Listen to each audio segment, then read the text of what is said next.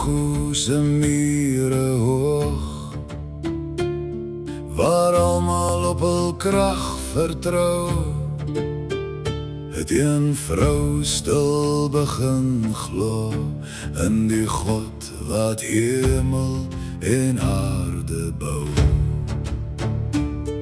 Verlede vol van seer en skuld, maar genade roep haar naam, waar mense net die sonde sien, sien God 'n nuwe lewensbaan. Een rooi tou by haar venster vas, 'n teken van geloof en hoop, terwyl die wêreld om haar skud, het sy op God alleen vertrou. Rahab, helden van geloof, jy het gekies toe ander vlug. Jy het geglo nog voor jy sien, en God het jou met eer teruggeroep. Van sondaar tot de dogter van die koning, genade het jou naam geskryf. Selfs in die lyn van ons verlosser sal jou getuienis vir altyd bly.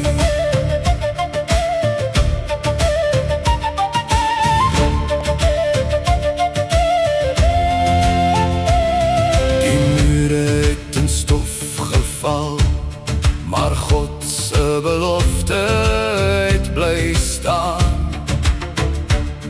Die rooi koord het lewe gebring vir elkeen in haar huis se raam. Wat mense afskryf, lig God op. Wat gebreek is, maak hy nuut.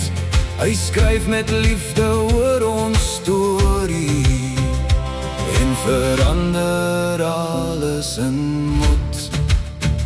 Geen verlede is te donker, geen sonde is te groot. Die kruis vertel diezelfde boodskap.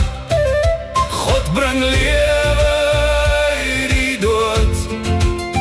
Soos Rahab kan ons ook kies om op die Here te vertrou, want sy genade skryf vandag 'n nuwe toekoms ook vir jou. Rahab, helden van geloof, jou verhaal leef vandag nog voort. Nie oor wie jy eens was nie, maar oor die God wat jou gehoor het. Van Jericho tot Golgotha loop die lyn van hoop en lig. Die God wat Rahab kom herstel het, herstel vandag nog elkeen wat voor hom kniel. Die mure val, maar geloof bly staan. Genade verander geskiedenis.